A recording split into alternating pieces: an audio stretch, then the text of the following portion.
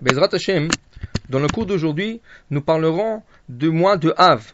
Comme vous savez, bientôt dans quelques jours, ça va être le Rosh Chodesh Av, le début du mois de Av. Et la Gemara nous dit, Mishenichnas Av, mema'atim basimcha.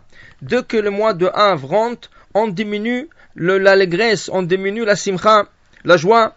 Mais il y en a un proverbe chassidique qui dit mema'atim basimcha, c'est pas diminuer la joie, c'est diminuer la tristesse que nous avons pour la destruction du temple. Comment on la diminue? Besimcha, avec la joie. Chachamim nous ont instauré certaines lois concernant le 9 jours depuis Rosh Chodesh Av jusqu'à après le Ta'anit. Bezrat Hashem, ce serait le thème du cours d'aujourd'hui. Alors voilà, on va commencer avec une première halakha. C'est écrit que à partir du mois de Rosh Chodesh Av, on n'a plus le droit de manger de la viande jusqu'à après le Ta'anit. Alors, c'est combien de jours? Normalement, c'est 9 jours. Depuis Rosh Chodesh jusqu'à après la Ta'anit, au lendemain, au soir, qu'on va expliquer tout à l'heure. Rosh Chodesh lui-même, est-ce qu'on peut manger la viande?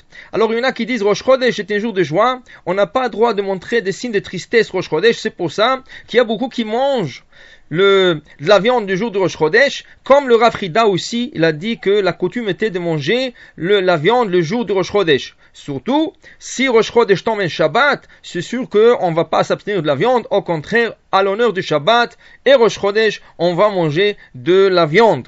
Et pour recommencer à consommer la viande, ça serait 10 jours plus tard, qui veut dire c'est pas le lendemain de tout de suite, après le Ta'anit, qu'on va manger la viande. Il y en a qui ont une coutume, mais elle est assez spéciale, mais c'est rien que des coutumes, vraiment, pour des familles qui avaient cette coutume, ils ouvraient le jeûne de Tisha B'Av avec le poulet.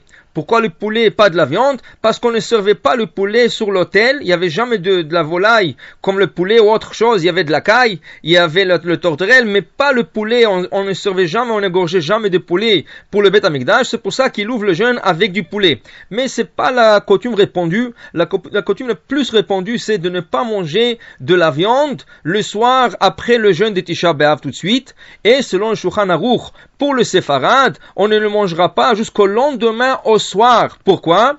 Parce que nous savons que le Beth Amikdash, ils l'ont brûlé le 9 Av, mais la majorité du temple a été brûlé le 10 Av. Et comme nous dit Rabbi Yochanan dans le Talmud, si je serais dans cette génération qui a décrété ce jeûne de Tisha B'Av, je l'aurais décrété le 10 et non pas le 9, car c'est le 10 plutôt que le Beth Amikdash a été brûlé, mais la majorité de Chachamim ont décidé l'instaurer au début, quand ils ont mis le premier feu dans le Beth Amikdash, alors c'est le 9 qui l'ont instauré. Pour le respect du Beth Amikdash, alors on ne mangera pas la viande jusqu'au lendemain du Ta'anit, au soir, et c'est là qu'on peut déjà commencer à manger de la viande. Les Ashkenazes, ils attendent le lendemain du Ta'anit à midi. C'est à partir de midi qu'ils peuvent manger la viande, mais comme on a dit pour le Séfarad, c'est jusqu'au lendemain au soir. La Gemara dans Masechet Baba Batra, page 60b, nous raconte que après la destruction du deuxième temple, il y avait un groupe de Parisiens, c'est des Pérouchim, c'est des hommes qui ont vraiment pris à cœur le deuil du Beth Amikdash qui a été détruit, et ils ont décrété de ne pas manger de la viande et ne pas boire du vin, du tout. Et le problème était qu'ils ont forcé la majorité du peuple aussi de leur suivre et de ne pas manger de la viande, de ne pas boire du vin.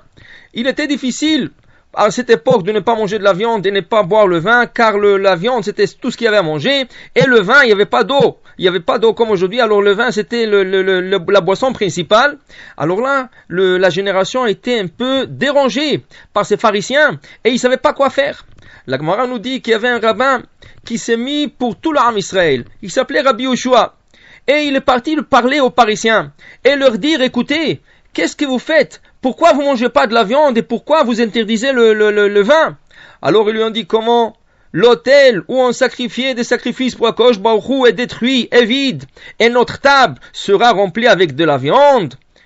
Et pourquoi vous ne buvez pas du vin? Alors ils lui ont dit, comment on va boire du vin? Les alibations, chaque fois qu'on faisait des sacrifices, on faisait des alibations de vin avec, et ils sont arrêtés, et notre table sera remplie de vin. Alors Rabbi Yeshua, il leur a dit, très bien, je comprends bien votre raisonnement, mais dites-moi, dans ce cas, il faut interdire de manger le pain, parce que toutes les pâtes dont on sacrifiait, qu'on appelait menachot, ont été arrêtés, on n'en sacrifie plus de pâtes, de menachot. Alors dans ce cas, il faut plus manger du pain. Alors ils ont dit, Rabbi Yoshua, tu as raison, il faut décréter aussi que ne pas manger le pain. Très bien, dit Rabbi Yoshua, dans ce cas, il faut plus manger des fruits. Pourquoi? Parce que les prémices qui étaient le sacrifice qu'on a apporté une fois que le champ a donné ses premiers fruits, on les a apportés au Kohanim. Il n'y a plus de prémices, il n'y a plus de fruits comme sacrifice. Dans ce cas, il faut plus manger des fruits. Ils ont dit très bien, Rabbi Yoshua, tu as raison. On va décréter et sur le pain et sur les fruits. Là, le Rabbi Yoshua leur dit donc très bien. Dans ce cas, on va décréter aussi de ne plus boire d'eau. Pourquoi? Parce que les alibations d'eau, les nisuch hamayim qu'on faisait à Sukkot, il n'y a plus de nisuch hamayim, il n'y a plus d'alibation d'eau. Dans ce cas, ils n'avaient plus quoi répondre. Chatkou, ils ne savaient pas quoi répondre. Et là, Rabbi Yoshua leur dit, écoutez mes enfants, si vous voulez décréter, être strict, il y a tellement de choses qu'on peut décréter, alors notre vie va tourner en angoisse, on ne pourra plus vivre. Alors, de ne pas décréter, nous ne pouvons pas. Trop décréter, nous ne pouvons pas. Venez, on va faire un décret qui va s'adapter à tout le peuple. Et comme ça, de telle manière, tout le monde pourra se rappeler de la destruction et du malheur qui est arrivé au Beit Mikdash. Dans ce cas, ils l'ont arrêté que pour 9 jours, à partir du Rosh Chodesh Av jusqu'à la fin de la Tanit, jusqu'au lendemain au soir aussi, pour qu'on se rappelle de ces destructions, mais ils l'ont pas arrêté pour toujours. C'est sûr, c'est lui qui peut s'abstenir de manger de la viande, d'avoir la bracha, mais c'est pas tout le monde qui peut le faire. Et le vin, c'est sûr que le vin c'est pas bon, mais Shabbat et fête, c'est très bon de prendre un verre de vin. D'ailleurs, durant les fêtes, En simcha ella bebasar vayain, la joie de la fête, la joie de Shabbat, c'est avec de la viande et avec du vin. C'est pour cela, quand on a Shabbat durant le 9 jours, c'est sûr qu'on ne va pas s'abstenir de manger la viande et du boire de vin. Sauf quelques coutumes isolées, que vraiment dans certaines villes au Maroc, ils ne mangeaient pas de la viande, ou quand ils mangeaient de la viande, ils mangeaient le hla, ça veut dire la viande séchée, ou il y en a des henjin, il y a des gens qui ne mangeaient pas de la viande que eux ils achetaient, il fallait que quelqu'un les achète pour eux. Ça c'est déjà des coutumes isolées dans certaines villes, mais la plupart mangent de la viande Shabbat à l'honneur de Shabbat et ils boivent le vin à l'honneur de Shabbat.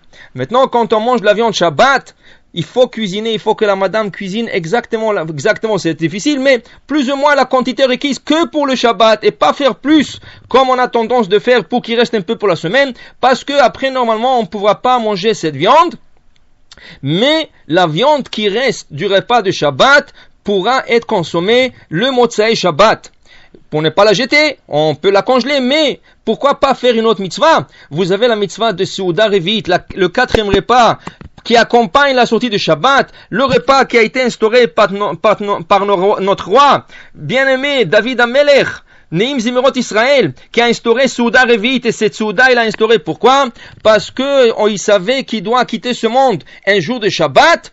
Et là, chaque Motzei Shabbat, quand il a vu qu'il n'est pas décédé, il savait qu'il a toute une semaine à vivre, et il faisait tout un repas pour marquer la semaine qui vient, et c'est lui qui nous a instauré cette Seuda Revit, qui est un de repas les plus importants, le Shabbat. Alors voilà, vous avez une occasion. La viande qui vous reste de Shabbat, vous pouvez s'asseoir, vous laver les mains ou sans laver les mains et faire tout un repas qu'on appelle Seuda Revit pour ne pas jeter cette viande et en plus de ça, faire une grande mitzvah.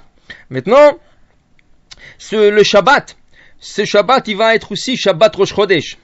Alors, normalement, quand on lit la Torah et on lit la Haftara est normalement la Haftara de Rosh Chodesh, Hashamayim Kis'i.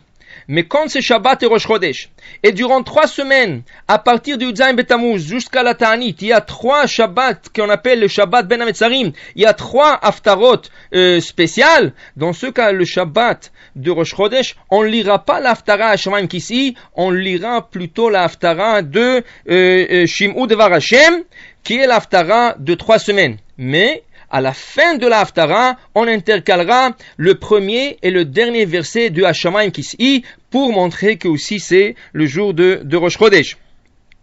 À partir de Rosh Chodesh, on ne va plus nager ni dans la mer, c'est sûr que non, c'est dangereux, ni dans une piscine. Même les enfants, on va essayer de le garder à la maison et de ne pas le faire sortir dans des piscines. Et on va essayer de, s'il y a des petites piscines en plastique que les parents ils vont mettre sous le patio, et pour que les enfants se refroidissent là-bas, ils ont un droit, mais une piscine carrément comme telle, ou la mer comme telle, on n'a plus le droit d'aller selon la coutume. On n'achète plus des habits à partir de Rosh Chodesh, même ceux qui ne nécessitent pas la bracha de Shechianu, comme des tricots de peau, des chaussettes, des pantalons en coton, et de chemises qui sont pas chères, et de chemises en coton qui sont pas chères, tout ça ne nécessite pas la bracha de Shechianu. Mais à partir de Rosh Chodesh, pour sentir un peu la douleur de la destruction de ce temple cher qui nous a été pris et a été détruit, on n'achètera plus des habits neufs, même ceux qui ne nécessitent pas la bracha de Shechianu, sauf si ils sont en liquidation, et là on n'aura pas l'occasion